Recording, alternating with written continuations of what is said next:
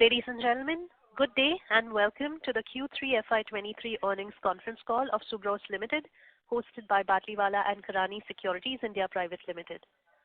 As a reminder, all participant lines will be in the listen-only mode, and there will be an opportunity for you to ask questions after the presentation concludes. Should you need assistance during the conference, please signal an operator by pressing star then 0 on your touchtone telephone. Please note that this conference is being recorded. I now hand the conference over to Mr. Harsh Gemawat from Batlivala and Karani Securities India Private Limited. Thank you, and over to you, sir. Thank you, Melissa. Hello, everyone. Welcome to the Q3 FY23 earnings conference call for Subros Limited. So today we have from the management, Mr. Pramod Kumar Duggal, CEO, Mr. Hemant Kumar Agarwal, CFO and VP Finance, and Mr. Sukhbinder Singh Gill, AVP Finance. So we'll start with a brief opening remark from the management about the performance and outlook. And going ahead, we'll start with the question and answer session. So over to you, sir. Thanks, Harsh. Good evening, ladies and gentlemen. Warm welcome to all of you for Subros investor call for Q3 FY23. The Indian automobile industry is setting out on a journey with the hopes for a sustainable growth momentum in 23 and further embracing clean technology amid the escalating speed breakers for rising interest rates and cost increase due to emission and safety norms, having witnessed a strong comeback from COVID-led downturn this year. Passenger vehicle industry is set to record highest ever sale in FY23. So far 9 months it is very encouraging. The market has showing a sharp recovery. Passenger vehicle industry has grown by almost 36% on production basis, because that is relevant for us in Q3 of FY23. And commercial vehicle truck industry has also registered a growth of 12% during the quarter. I think there is much more positive sentiment for growth of auto industry in India now, going by the current trends. Today, very few percent of the new vehicles sold globally as well as in India which are electrified. This opportunity ahead is much larger. Indian players can come home for innovation with domestically and in similar market abroad, supplying complete product range, aggregate and component worldwide. This is a significant success in securing new business from our customer for alternative fuel, which is related to hybrid technology, CNG or electric vehicle. The company is focusing very focused way on this opportunity, and in the short term and long term target, we are targeting 20% of our revenue of thermal products should be realized through such vehicle application by alternative technologies. This is a short term view, but for the long term view, we will align ourselves along with the industry trends, how by 2030 total electrification will be shaping up. Profitability pressures are still ongoing. The input cost escalation and high price pressures of new model launches have stressed the bottom line. The company is making effort in identifying short-term and long-term opportunities of cost optimization, and we are confident that we'll overcome this situation between next 4 to 6 quarters in a comfortable way.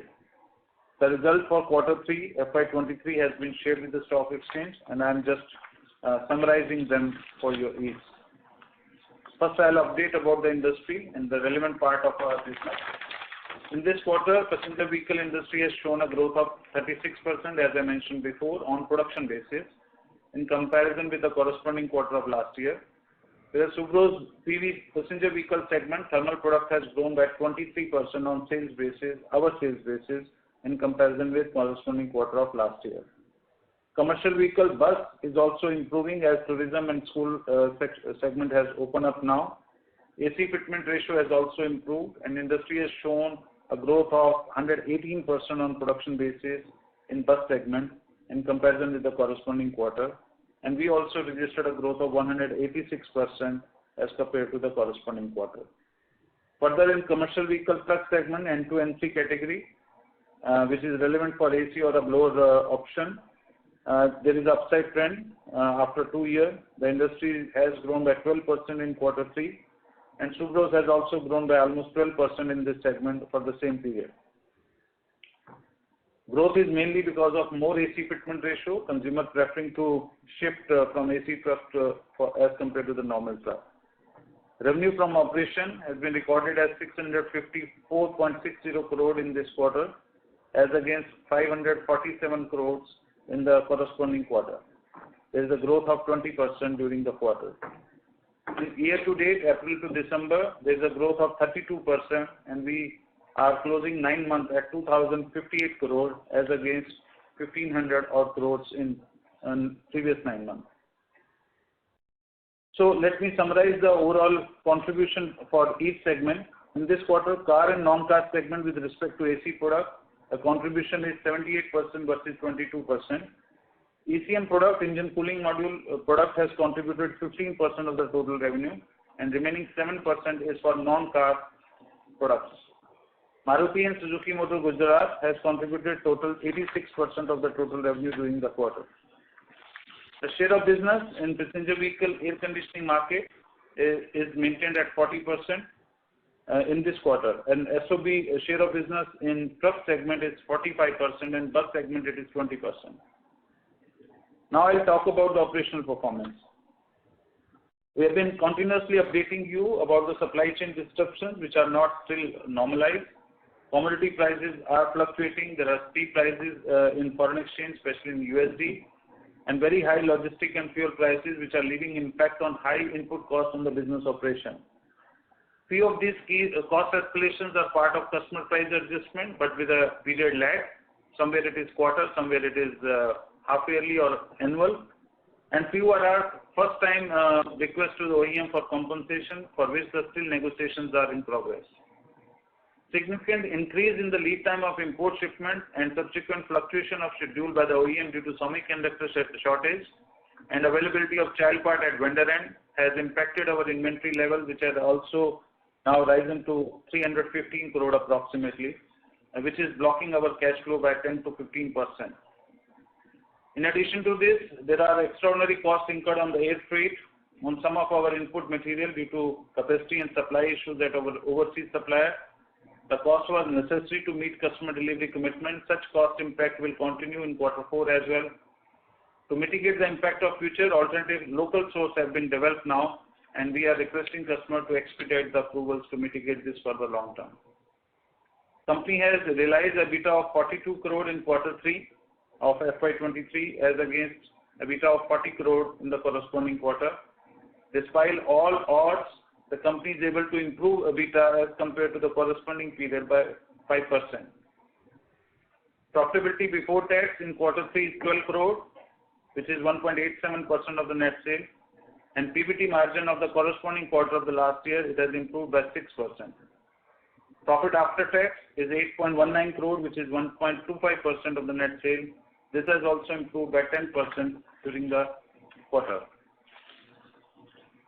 We are continuously working on minimizing the impact of such market-driven indices through aggressive localization, and cost-down projects are identified for long-term improvement of EBITDA as well as the profitability. So overall, if I have to summarize, 655 crores of revenue in Q3 with 20% growth, EBITDA of 42 with 5% growth, PBT of 12 crores with 6% growth, and PAT of 8.19 with 10% growth is the broad summary of the operating performance. Now, few business updates. As I mentioned, that April to December we have grown by 32%. So we are hopeful that we'll be able to meet our plan of this year by ending March 23.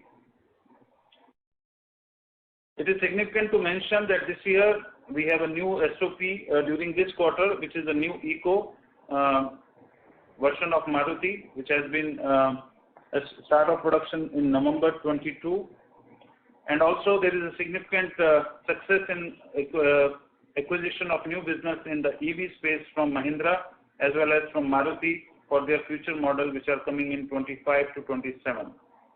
Thank you very much, and now we are ready to take the questions. Thank you. Ladies and gentlemen, we will now begin with the question and answer session. Anyone who wishes to ask a question may enter star and 1 on your touchtone telephone. If your questions have been answered and you wish to withdraw yourself from the queue, you may enter star and 2. Participants are requested to use handsets while asking a question. Ladies and gentlemen, we will wait for a moment while the question queue assembles.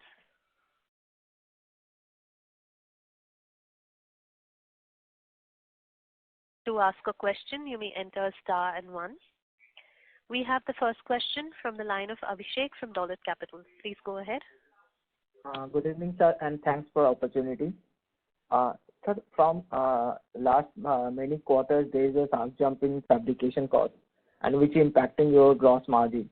So what sort of the discussion is going with your clients to pass it on?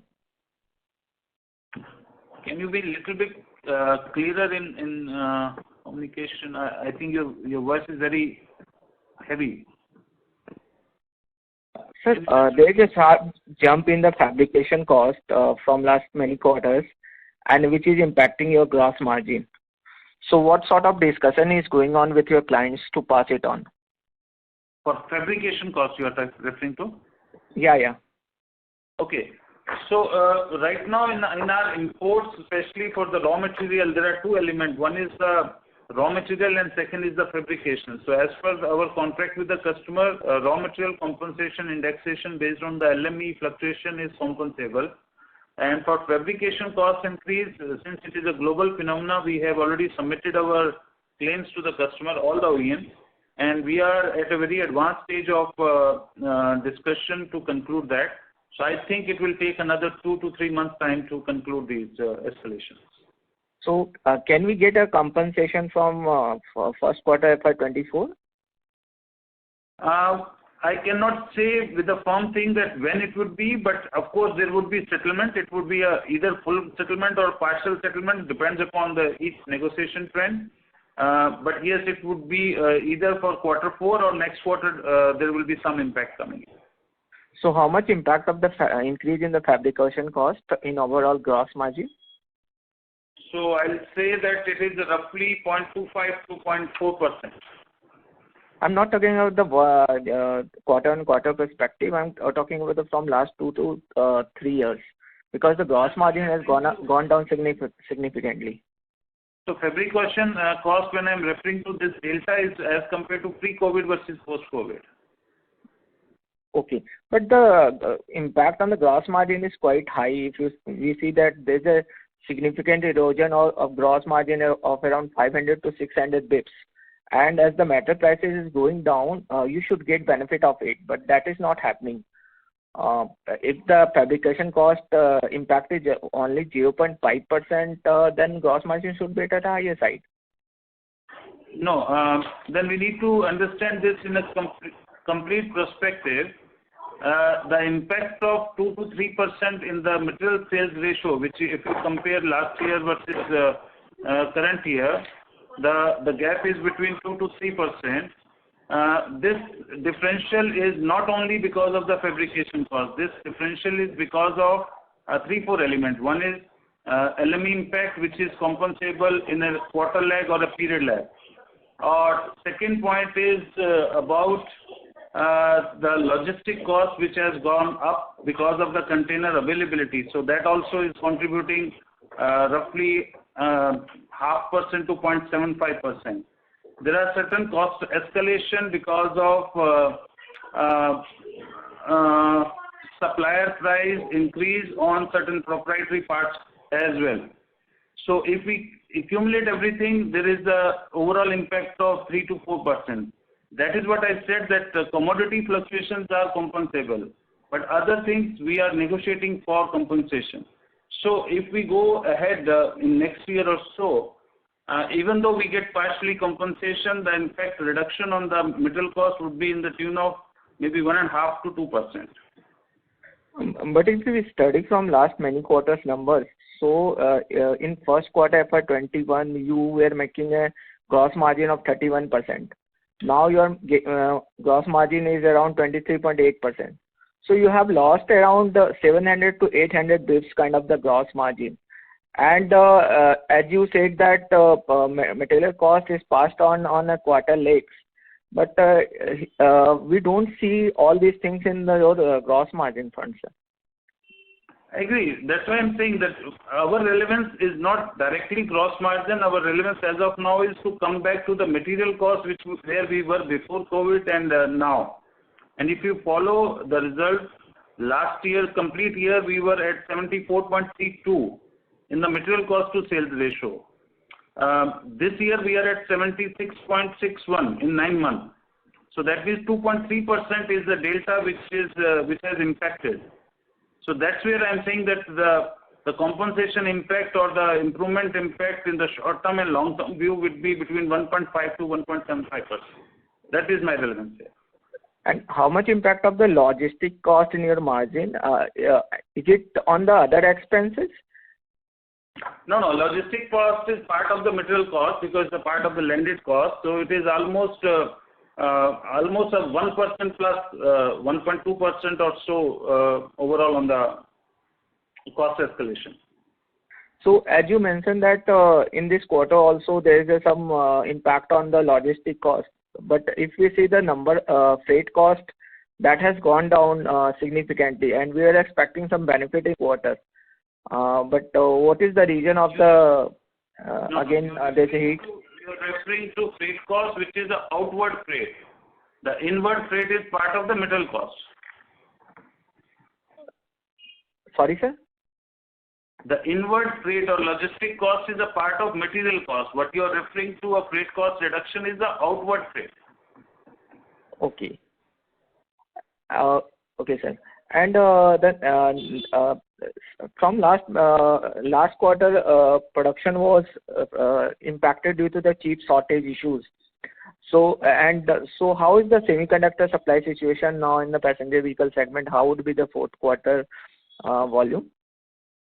So it is not only because of the chip shortage, but also the impact of the periodic shutdown, which customer has initiated from 25th to 31st. In fact, they started on 2nd.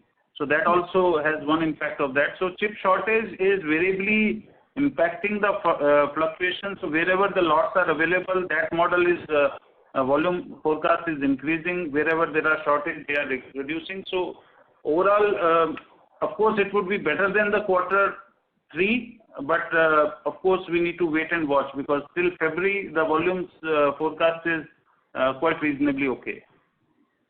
Okay. And sir, in the home AC segment, do you have any concrete plan to achieve scale in home AC segment? Because you have bought one plant and you had a target to complete around 250 crores from that plant. But now you are doing around 150 crores, 140 crores, kind of the numbers, and you are not coming up with any capex plan in this segment. So if you can throw some more light on it, what is your long-term plan in this segment? So I'll first elaborate the short-term plan because this market for home appliances is also becoming very volatile now because this whole commodity, logistic cost and all import foreign exchange impact is not directly getting compensated from the contracts which we have with our OEMs. So we are going slow right now till the market is stabilized. We are not pushing the order booking at a very harsh pricing which will impact finally the bottom line EBITDA margin and PBT margin. So we are going slow on that as of now. We'll watch for this market. When we get fully compensated on the cost escalation, we'll aggressively pursue this market again. So right now we are slightly slow on that. Okay, sir. And my last question is on this 9-month revenue from passenger vehicle AC, ECM, railway and truck segments, sir? You want individual breakup on that? Yeah, sir. So last quarter we clocked around 514 crore from passenger vehicle aircon product and 98 crore from ECM. And rest is roughly 600, around 40 crore from other segments. And sir, in 9-month basis, how is the number? 9-month basis, the breakup, just wait. So roughly around 1550 crore from passenger vehicle car segment. Okay. And around 280 crore from ECM. And truck and bus segment, sir? Truck segment would be around 60 crore, and bus segment would be roughly 30 crores. And railway, sir? Pardon? Railway? Railway is 6. Okay, sir. Thanks, Tractors sir. are around 3, and others are some others. Thanks, sir. That's all from my side. Thank you. Thank you. Participants, if you have a question, you may enter star and 1.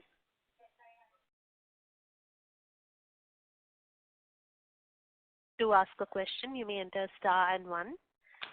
We have the next question from the line of Ashim Modi from Equirus. Please go ahead. Yeah, thanks for the opportunity. So, sir, firstly, on the other expense side, other expense has increased sharply quarter on quarter, and you said that about 80 basis points effective of this currency. So, could you explain this increase of other expense? So, other expense constitute one major element of MTM losses. So, MTM gain is a part of other income, whereas other expenses include MTM losses. So, if you see the comparison, both are on a variation side. Other income is also increasing as well as MTM is increasing. If you compensate, if you knock off, I think the impact is not significant. Hemant, you have any other? If you see, the impact is 0.8% in the other expenditure, and that 0.8% is contributed by MTM losses, which is grouped under other expenditure. The profit is clubbed under the head other income. Okay. So, okay. So, sir, what sort of impact do we see of currency movement going forward? So we do not have any currency loss going forward because we are hedging as per our contracts. Okay. And sir, in our PPT we have talked about 3 new SOPs starting from next quarter. So, I mean, is this for the 2 new Maruti model launches? 3. The SOP which already has gone into production is new Eco. The next SOP which will be coming would be the extension of Baleno. That would be by April. And after that, there will be new Jimny, which will be SOP by April again. So 2 models of Maruti. One has already gone into production. And post that, we will be having SOP of Mahindra EV, which will be in 24. For that, we secured a large business for all their 4 platforms, not fully, but only for 1 or 2 components. So that is how the lineup is already planned. And sir, in this Maruti Baleno and Jimny, so are we supplying all the 4 parts? What are we supplying over there? So in Jimny, we have scope all 100% thermal product with us. New Baleno extension of existing Baleno is also almost 100%. So both model has 100% business with us. Okay. And sir, in terms of new technologies, especially hybrid and EVs, how do we see content going up over there? So we have displayed that over in the Auto Expo as well. So what sort of a content increase do we see over there? And do we have all the technologies to supply the complete EV AC? So for complete EV AC, other than compressor, we have all the technologies and product available. And as and when the demand would be there, we can roll up to the OEM requirement. Compressor being a very high investment part, we are in discussion with collaborator for starting with the pass-through and the subsequent localization, but volume plays a very important role for kicking off the investment for this product. Okay. And so what sort of a content would be there, I mean, compared to an IC, EV AC? IC AC, a full system, if you take example of, roughly example of, say, 12,000 or 14,000 rupees, the EV would be around 35,000 rupees. Okay, so it is almost 2.5x. Yeah. Okay, sir.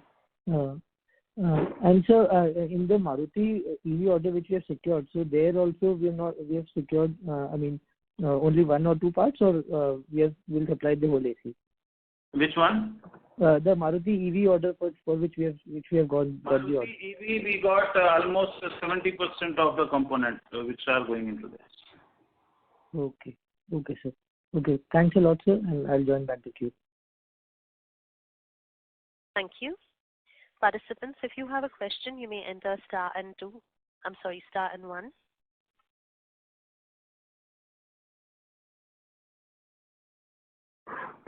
To ask a question, you may enter star and one.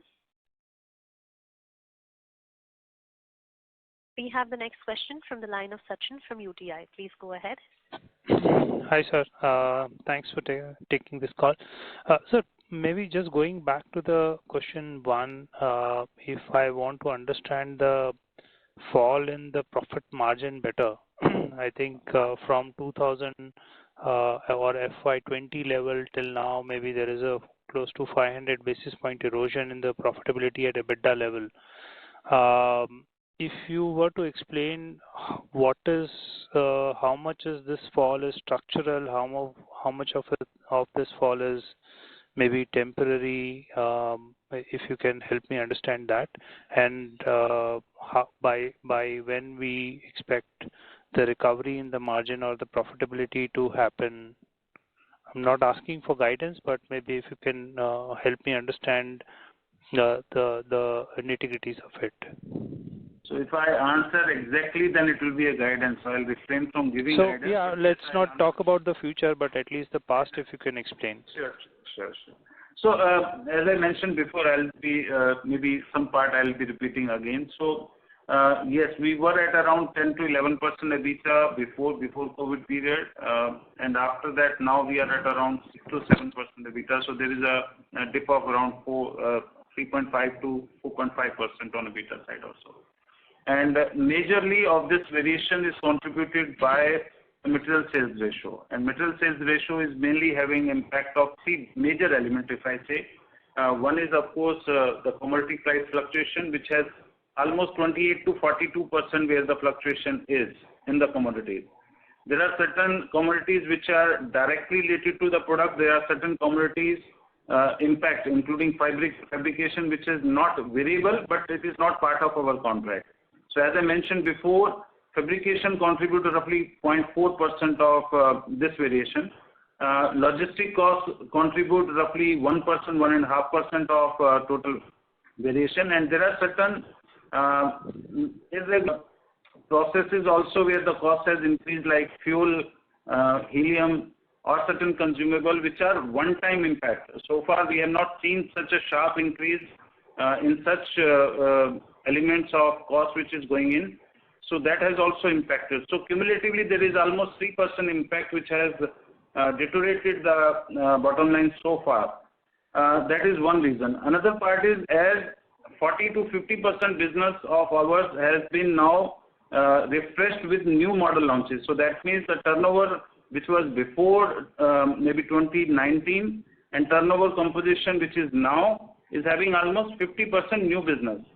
And all new businesses are acquired, secured because of the competition, maybe having impact of 0.75% to 1%, which will gradually be evolved through the localization effort which we'll do, because SOP condition was to start with as is, but gradually we have opportunity to improve on that through aggressive localization. So I'm sure that within next 2 years' time, we'll come back to the pre-COVID situation. That's the only thing which I can share with you right now. Sure. So basically, effectively, you are saying some bit of the direct cost, which is, let's say, explaining, you said commodity related is a 3% kind of an increase of this 28 to 40%, 48%, which is the commodity related, which we should get a pass through. But the fabrication, we are under negotiation, logistics, which obviously there is if the international logistics cost would have come down now, that benefit should come through. And you said fuel, which is the helium related one-time input cost, can actually again that's under negotiation, or that's just one time and it will not recur in next quarter onwards, or maybe? Or no, it would be part of compensation, because so far there was no reference with the customer for compensating such. But since the fluctuation is more than 100%, so that's why our request now with the OEM is to have a one-time compensation or as a recurring compensation, so that whenever price will normalize, we will return back that amount. So we are in that negotiation. Sure. And sir, the new business related cost escalation or maybe a deterioration of close to 1% in the margin, you said that can be done through localization. Maybe if you can refer to a few components, or if you can more elaborate on that, how do we intend to achieve this journey? What are the parts? If you can give us some color, that should be quite helpful. So there are, since new component or new products which are coming in all global models, where the reference of component usage already exists through the overseas or the import parts which has to be used. Just to avoid the risk of SOP, we started using such import components. For example, motors, or for example, some rubber hubs, some bearings, certain doors, levers, which are very high in terms of technology, which we started with import. Gradually, we have planned, and already investment have been kicked off now to localize it. And since customer has a policy to give localization approval after 6 months of SOP of any new model. So they are in progress. So probably between first half of next year, we'll be able to get substantial approvals of such localized sources. So from that onward, I think there will be some improvement on the bottom line. Sure. So this localization process, if I were to rightly just to summarize, will kickstart sometime in H2 of next year, and maybe the benefit of that will be seen only in FY25. Is that the right understanding? No, it will start once we move to the localization parts. It would be for the complete model. It cannot have a ramp up. So it would be by Q3 onward, you will start seeing some declining trends. Okay. Okay. And sir, in terms of capex, how are we looking capex? Because our ROCs are already hit single digit, and that I am sure that's not a sustainable level at which we want to operate. So how urgently we are working towards improving our metrics on that, if you can help me with that. So ROC has two elements. One is, of course, profitability plays a very important role for Yes. ROC, and as we deteriorated in 3 to 4% on margins, so that has one element of deterioration of ROC, which we are sure will come back on that. Second, now delta investment on incremental capacities which we need to generate to cater to FY24, FY25. They are not very large investment. As I keep on repeating in my previous calls also, that 70 crore to 100 crore is our roughly capex, which include the replacement, maintenance, as well as new programs. Because now we started getting substantial part of our capex is compensated from customer. So we don't see a very high burden on capexes. We will be maintaining the capex investment out of the internal accruals only. So we'll not be burning more on that. So that's how I think the ROS will improve as we start improving in quarters for profitability. You will see we'll be coming back, crossing first of all 2 digit, and then crossing maybe 15 to 17%. Sure. Okay. Thank you. Thanks a lot for this. Thank you. Participants, if you have a question, you may enter star and 1. The next question is from the line of Abhishek from Dolat Capital. Please go ahead. What is your capex plan for FY23 and 24? Abhishek, you're not clear. Could you use the handset? What is your capex plan for FY23 and 24? We have not yet concluded our annual plan for next year, but it would be in similar line of the last year, as I mentioned, between around 100 crore. And in this year, sir, how much capex you have already incurred, and what is your plan for the Q4? This year also, whatever we planned for was around 110 crore. We will be within that. We will not be exceeding that. And sir, as the Maruti is going to add its capacity, so most probably you will also add the capacity in the next year. So within 100 crore, is it possible to set up a plant? So that's where I mentioned that we are planning for 2.5 million capacity requirement of Maruti as a first step. And so far, even with Kharkhoda plant, the incremental capacity will not be in day one. There will be some one line setup, and after that there will be some lines shifted from the existing Gurgaon plant. So we need to watchful of that. Once we have a firm plan that Maruti is moving to 3 million, and then subsequent to that 3 million to 4 million, we'll line up our investments accordingly. Right now we are focusing on 2.5 million, which is a short-term capacity requirement of Maruti. And as you mentioned the capex for the next year, that would be the 1 billion. That also includes this capacity expansion plan, or it is excluding? No, that will be separate. So this plan of 100 crore would be for FY24. FY25 we will be aligning this along with the Maruti Delta investment for future capacities for FY26-27. Okay. And what would be the capex for that? Right now we cannot assess that. We will need to wait for Maruti's overall plan coming out. Okay, sir. Sir, in home AC segment, how much revenue in 9 months and how much EBITDA loss you done in last 9 months? So I don't have EBITDA loss figure, but I can only refer to that in home aircon our to-date sale is around 78 crores. Total sales 78 crores. And what is your target for this year, FY20? It would be another 2 to 3 crore in this quarter, because we are not, as I mentioned before, we are not bullish right now for aggressively pursuing this business because of too much pressure of commodities and the price compensation not available from OEM, so we are going slow on that. Okay, and you have also made some investment under PLI segment. So how much capex you are going to do in that particular area? We have not opted for PLI for any segment, so there is no commitment for PLI investment. Okay, okay, sir. And my last question is on the new business win.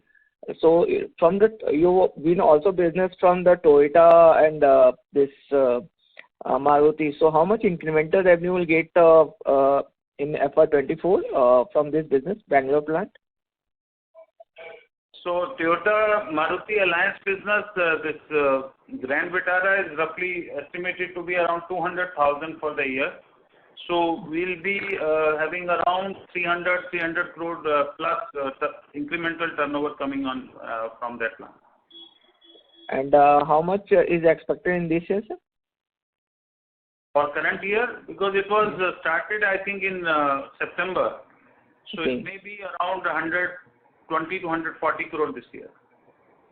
Okay, sir. Thanks, sir. That's all from my side. Thank you. We have the next question from the line of Harsh Gemawat. Please go ahead. Yeah. Hi, sir. Thanks for taking my question. I just had a couple of questions. You answered most of them. So what is the current SUV with Maruti, Mahindra and our other bigger customers? What is your question? How much is? Our share of business with Maruti, Mahindra and our other business, our other bigger customers? So Maruti we have around 76% share of business. With Mahindra we have 24. Renault Nissan we have around 17. And Tata Motor including CV segment we have around 32%. Okay. Okay, understood, sir. And so talking about our growth in PV segment was only 23% compared to the 36% industry growth. Is there any major reason for that? Could you tell us our key competitors in the petrol and diesel segments in the PV sector, and what kind of market share do we command? So competition is Mahle, Henon, Kelsonic or Sandon. But basically in PV segment we have a market share of around 40%, And why the growth is low as compared to the industry growth is that Tata Motor and Hyundai has grown because Maruti has shrunk their share of business from 48. Right now they are around 20, 41 or so. So that has an implication on overall growth and percentage. Okay, understood, sir. And sir, do you have a split between our market share in the petrol and diesel vehicles? So that is insignificant now because Maruti has stopped diesel vehicle production. So we don't count on now category because our product is not differentiating between diesel and petrol. Okay, understood. Right. Okay, sir. And so one more thing. So what is the current inventory situation? Is our inventory going up or is it at normal levels currently? No, we are at around 300 crore plus inventory, and it is delta by our standards by around 30 to 40 crore rupees. And this is a diligent call we have taken just to avoid any air freight because the fluctuation in volume are quite significant. So, and logistic lead time is also very high. To avoid that, we are keeping this buffer, and as and when this situation will be normalized, we will be liquidating that. Okay, understood, sir. And so you called out the higher freight costs. So, sir, I just wanted to know which regions do we import most of our import content from? So it is Japan, China, Thailand. They are the major contributor, and Indonesia. So there are 4 countries from where the maximum imports are. Okay, understood. That was all from my side, sir. Thank you so much. Thank you. Yeah. Thank you. Ladies and gentlemen, as there are no further questions from participants, I now hand the conference over to the management for closing comments. Please go ahead. So thank you very much for all your patience hearing, and we understand the more of curiosity is towards the top line as well as on the bottom line. So top line we are doing fairly okay. 32% growth definitely is a benchmark for us also to sustain. So top line growth is what we are intended for. We have realized that, but of course the challenge on bottom line is there. So rest assured the company is doing all aggressive action to recover back to the normal level of profitability. Please wait for a few quarters and we'll come back on that. Thank you so much. Thank you. Thank you, members of the management and Mr. Gemawat. Ladies and gentlemen, on behalf of Batliwala and Karani Securities, that concludes this conference. Thank you for joining us, and you may now disconnect your lines. Thank you. Thank you.